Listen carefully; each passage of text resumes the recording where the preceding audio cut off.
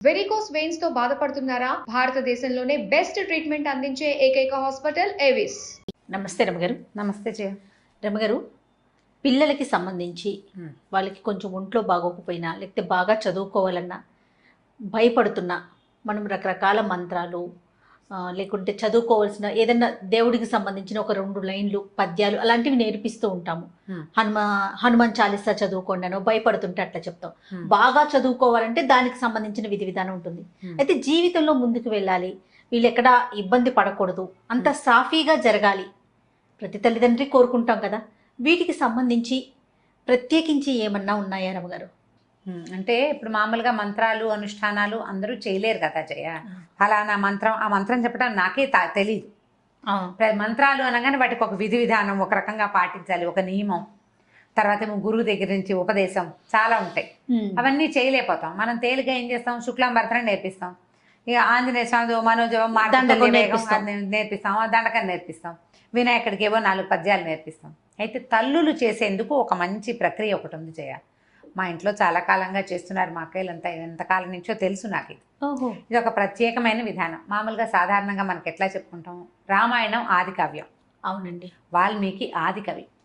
మానవ జీవితానికి వరబడి సీతారాములే, రాముడే మనకి అత్యద్భుతమైన, అంటే అనుసరించదగిన మానవుడు రాముడు. ఆయన తాలూకు ప్రతి విషయము మనం ఆచరణీయమే. అది మనకి ఆయన అన్నయ్యగా చాలా అద్భుతమైన వాడు, కుమారుడుగా చాలా అద్భుతమైన వాడు, భర్తగా పరమాద్భుతమైన వాడు, రాజుగా ఇప్పటికీ మనకి రామరాజ్యమే కావాలని కోరుకుంటాం. ఈ రాముని కథను రాసిన రామాయణమే మనకి ఆది కావ్యం, పరమ పవిత్రమైన గ్రంథం. అదే కదా మన మొట్టమొదటి కథ. అయితే ఈ రామాయణంలోంచి కొన్ని శ్లోకాలని మనం చదువుకోవచ్చు. దీనికి గురూపదేశం అక్కర్లేదు, పెద్దగా నియమాలు ఏం లేవు. రోజువారీ దేవుడికి పెట్టుకుని ఏదో చదువుకుంటారు కదా, దేవుడికి చదువుకునే విధానం ఇంచుమించు చాలా ఇళ్లలో ఉంటుంది. పెద్దవాళ్ళ మా ఇళ్లలో లేదండి అంటారు, మా ఇంట్లో లేదండి. లేకపోయినా కూడా ఈ రోజుల్లో ఏం చేస్తారు, ఇలా 4 మంచి చాగంటి వారివని, తర్వాత సామవేదం వారివని ప్రవచనాలు విని దీపం పెట్టుకోవాలని, దేవుడికంటూ ప్రత్యేకంగా ఒక గూడు పెట్టాలని, సాయంకాలం అయ్యేసరికి కాస్త ధూపం వేయాలని అందరూ నేర్చుకుంటున్నారు. రెండోది ఏంటంటే, మనం ఉన్న ప్రస్తుత పరిస్థితుల్లో బలవత్తరమైన దైవ సహాయం కావాలని ప్రతి వాళ్ళు కోరుకుంటారు. అది నేను పెద్దగా నమ్మను అని బయటికి చెప్పినా నమ్మకం అనేది లోపల భాగాల్లో ఉండేది, లోపల ఉంటుంది. అది ఎవరికి చెప్పక్కర్లేదు కూడా. అవును, నేను ఫలానా చేస్తాను, నేను మా ఇంట్లో దీపం పెట్టుకుంటాను, నేను రోజు దీపం పెడతాను అని ఎవరికైనా ఎందుకు చెప్పాలి? నేను అన్నం తింటాను అని చెప్పం కదా మనం. సహజంగా జరిగేది. దీపం పెట్టుకోవటము, దండం పెట్టుకోవటము కూడా అత్యంత సహజమైనవి. దండం పెట్టుకోవడం సహజం, దీపం పెట్టుకోవడం కూడా అలాగే మరీ సహజం. అది అలాగే అయిపోయింది. ఇప్పుడు దీపం పెట్టుకోకపోయినా ఒట్టిగా ధూపం వెలిగించిన, అగరవత్తి వెలిగించి దేవుడి పటం, ఏదైనా ఒక రాముల వారి పటము, ఒక వెంకటేశ్వర స్వామి పటము లేని ఇల్లు ఉంటుందా? హిందువుల ఇళ్లలో ఉండదు. ఎవరో ఏదో ఒక స్వామి దేవాలయం ఖచ్చితంగా ఉంటుంది. ఓ బాబా గారని, ఒక వినాయకుడని, ఓ కృష్ణుడని, ఓ రాముల వారని, ఓ నరసింహస్వామిని, ప్రతిమైనా ఉంటుంది. ఖచ్చితంగా ఒక్క దేవుడి ఫోటో అయినా ఉంటుంది. ఏ శుక్రవారమో శనివారమో ఎప్పుడో ఒకప్పుడు ఓ దండం పెడతాం. ఏదైనా భయం వేసినప్పుడు దేవుడా అని దండం పెట్టుకోవడానికి కూడా ఒక ప్రతిమ కావాలి మనకి. అవును. ఇట్లా ఎంతో కొంత చేసుకునేవాళ్ళు. దేవుడి కోసం ఏదైనా చేసుకోవాలి ప్రత్యేకంగా, పిల్లల భవిష్యత్తుకి బాగుండాలి అంటే రామాయణంలో కొంచెం ఒక ప్రత్యేకమైన ఘట్టంలో సీతాదేవి చెప్పిన 4 శ్లోకాలు చాలా అనుసరణీయమైనవి, ఆచరణీయమైనవి. సులువు, కష్టం ఏమి లేదు. శ్లోకాలు కష్టం కాదు. ఇది ఏ సందర్భంలో అమ్మవారు, ఇది సీతా అమ్మవారు చెప్పారో చెప్దాం. సుందరకాండ అంటే ఎప్పుడు, ఇది సీతా అన్వేషణప్పుడు ఆంజనేయ స్వామి తదితరులు బయలుదేరారు సీతాదేవిని అన్వేషిస్తూ. రావణాసురుడు సీతను తీసుకెళ్లిపోయాడు. రామలక్ష్మణులు ఇద్దరు కిష్కిందకు వచ్చి సుగ్రీవుడితో స్నేహం చేశారు. సుగ్రీవుడు వీళ్ళ సఖ్యానికి బదులుగా కొంతమంది వానరులను పంపించి సీతని వెతికిస్తానని చెప్పాడు. ఈ సీతాదేవిని వెతకడానికి బయలుదేరి 4 పక్కలకి భూమి 4 చెరగలా వెతుకుతూ ఒక సమూహం, ఆంజనేయ స్వామి, అంగదుడు, తర్వాత జాంబవంతుడు కలిసి ఉన్న సమూహం ఏమో సముద్ర తీరానికి వెళ్ళింది. అక్కడ వాళ్ళకి సంపాతి అనే ఒక గద్ద వల్ల, జటాయువు యొక్క అన్నయ్య ఆయన వల్ల సముద్ర లోపల ఉన్నటువంటి లంకలో ఒక స్త్రీని ఈయన తీసుకెళ్ళాడని తెలుసుకున్నారు. అక్కడి నుంచి ఏం చేశాడు ఆంజనేయ స్వామి, మిగిలిన వాళ్ళంతా మేము ఇది దూకగలము, దాటగలము అని ఒక్కొక్కళ్ళు చెప్తున్నారు. మేము ఇంత దూరం వెళ్ళగలం, సముద్రాన్ని దాటగలం ఒక గంతులో అంటే. ఆంజనేయ స్వామి నిశ్శబ్దంగా కూర్చున్నారు.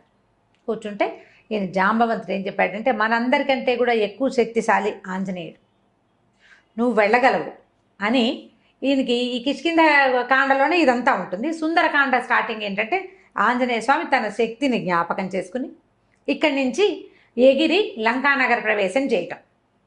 పూర్తిగా ఆంజనేయ స్వామి యొక్క తెలివితేటలు, ఆయన గొప్ప, ఆయన శక్తియుక్తులు, ఆయన యొక్క ఎంత ప్రభావాతిశయాలు కలిగిన వాడు, అవన్నీ కూడా మనకు సుందరకాండలో కనపడతాయి. ఈయన అక్కడికి వెళ్ళాడు, సముద్ర లంఘనం చేశాడు, లంకిణిని పడగొట్టాడు, అశోకవనంలో సీతాదేవిని చూసి ఇప్పుడు రాజును చూడాలి, ఈ లంకకి రాజు ఎవడో అతన్ని కలుసుకోవడం కోసం అశోకవనాన్ని ధ్వంసం చేసేసాడు. వాళ్ళు పట్టుకున్నారు, వచ్చిన వాళ్ళని కొంతమందిని సంహరించేశాడు. అక్షకుమారిని సంహరించి బ్రహ్మాస్త్రానికి కట్టుబడి, అది కూడా కేవలం బ్రహ్మయందు గౌరవం వల్ల, అంతేగాని బ్రహ్మాస్త్రాన్ని కూడా ఆయన కట్టుబడ్డు. ఆయన ప్రధాన లక్ష్యం ఏంటి? రాజును చూడాలి. బ్రహ్మాస్త్రానికి తల ఒగ్గి వెళ్ళాడు. వెళ్ళిన తర్వాత ఇది చెప్పాడు, మీ సీతాదేవిని మాకు ఇచ్చేసేయి అని. రావణాసురుడు ఒప్పుకోవాలి, చంపేయమన్నాడు. అయితే దూతోన వచ్చే అని చెప్పాడు విభీషణ్. దూతను చంపకూడదు అంటే నిజం, చంపకూడదు. అయితే ఇది వచ్చిన దూత మానవుడు కాదు, వానరం. వానరానికి ప్రధానమైనది ఏమిటి? తోక. ఆ వాలానికి నిప్పంటించండి, దీని రోగం కుదురుతుందన్నాడు ఆయన. ఈ వచ్చిన ఆంజనేయుణ్ణి ఒకడు సముద్రం మొత్తాన్ని లంఘించి 100 యోజనాలు దాటగలిగిన వానరం సామాన్యమైనది కాదన్న ఇంగితం పడలేదు రావణాసురుడు. వ్యామోహం అలాంటిది. వ్యామోహం, తన శక్తి మీద ఆయనకున్న అపారమైన విశ్వాసం, నమ్మకం, దాంతో తోకకి నిప్పంటించారు. ఈయన ఏం చేశాడు? తన తోకకి నిప్పంటితే ఊరుకోకుండా లంకకి నిప్పంటించాడు. ఎప్పుడైతే ఈ వచ్చిన కోతికి, అశోకనవనాన్ని పాడు చేసిన కోతికి తోకకి నిప్పంటించారని తెలిసిందో సీతాదేవి వెంటనే అగ్నిదేవుణ్ణి ప్రార్థించింది. ఇది ఎక్కడుందంటే సుందరకాండలో 53వ సర్గలో ఉంది. 28, 29, 30, 31 4 శ్లోకాలు. ఈవిడ ప్రార్థించింది అగ్నిదేవుణ్ణి. ఇది పిల్లలకి ఎట్లా కనెక్ట్ చేస్తారు అంటారు ప్రశ్న. ఇప్పుడు ఆవిడ అగ్నిదేవుడిని ఏమని ప్రార్థించిందంటే, ఆంజనేయుడు పట్ల చల్లగా ఉండు అని.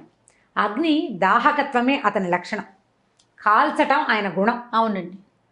ఒక వానరము తోక, దాని నిండా వెంట్రుకలుంటాయి, వీళ్ళేమో నూనెలో ముంచిన బట్టలను చుట్టారు, కాల్చకుండా ఉంటుందా? ఉండదు.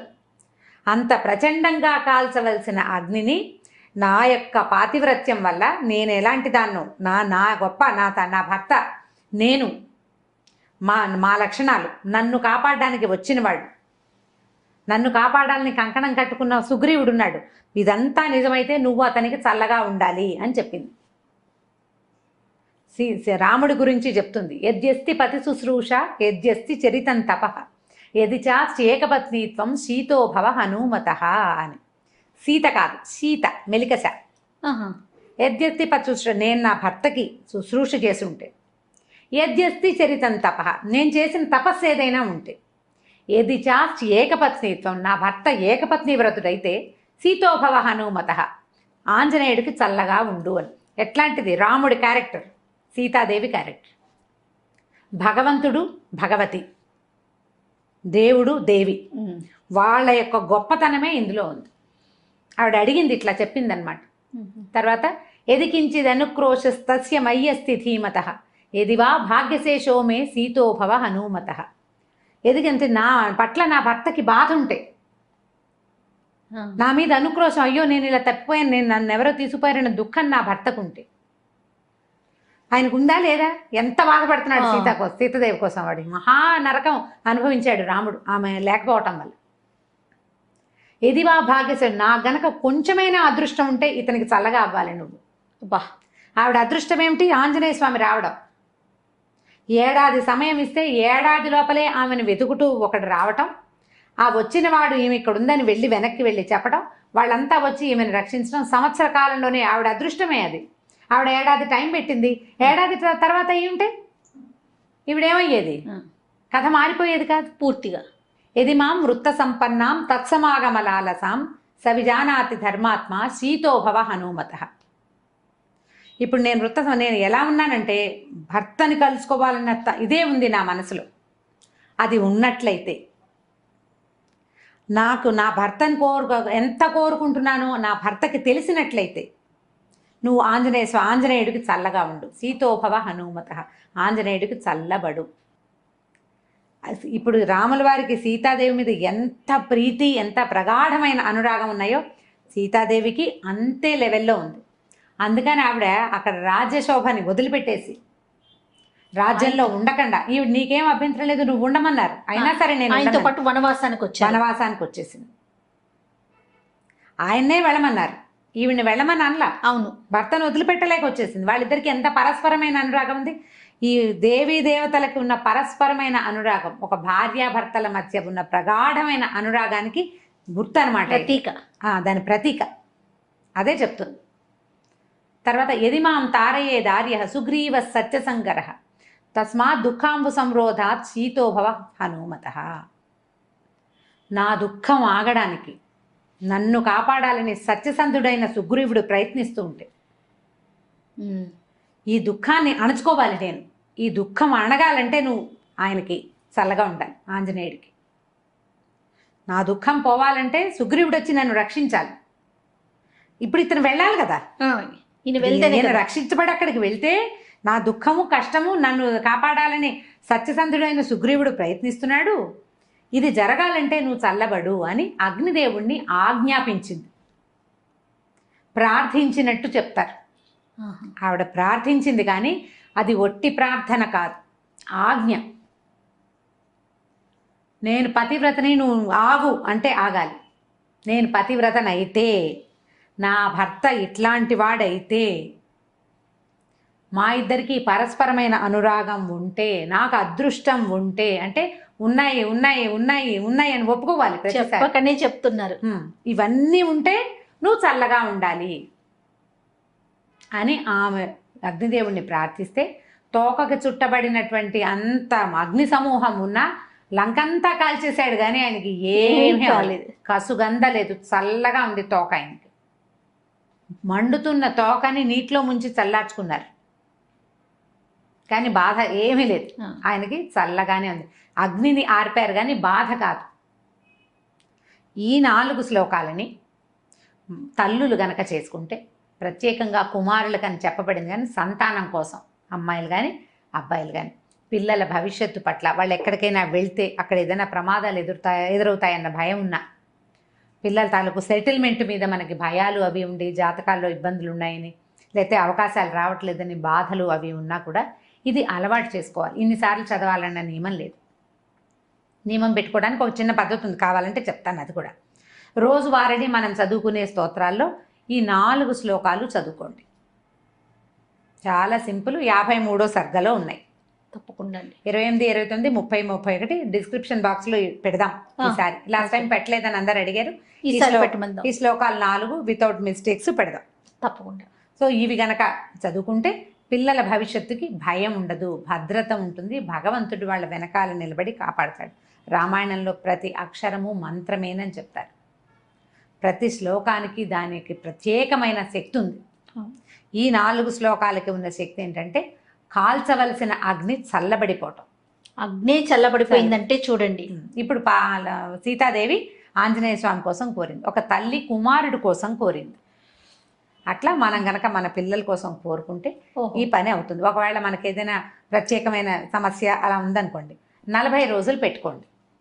అది ఎట్లా చేయాలంటే ఈ పిల్లల జన్మ నక్షత్రం నాడు మొదలుపెట్టి 40 రోజుల పాటు రోజుకి ఇన్నిసార్లు అని, అది మీరు 11 సార్లు పెట్టుకోవచ్చు, 21 సార్లు పెట్టుకోవచ్చు, 40 సార్లు కూడా పెట్టుకోవచ్చు. ఈ 40 రోజులు అయిన తర్వాత ఎక్కడైనా ఒక ఆంజనేయ స్వామి దేవాలయంలో పానకం చేయించటము, ఏ వడమాల వేయించటము, ఆకుపూజ చేయించటము, అట్లా ఏదైనా చేసుకోవచ్చు. నిత్యము ఇట్లా 40 సార్లు అట్లా ఎక్కువ సార్లు చేస్తారనుకోండి, ఓ చిన్న గ్లాసు బల్ల పానకాన్ని నివేదనగా పెట్టండి ఆంజనేయ స్వామికి. చాలా ఫలితం లభిస్తుంది. వీటితో పాటుగా శ్రీరామనామాలు చదువుకోండి.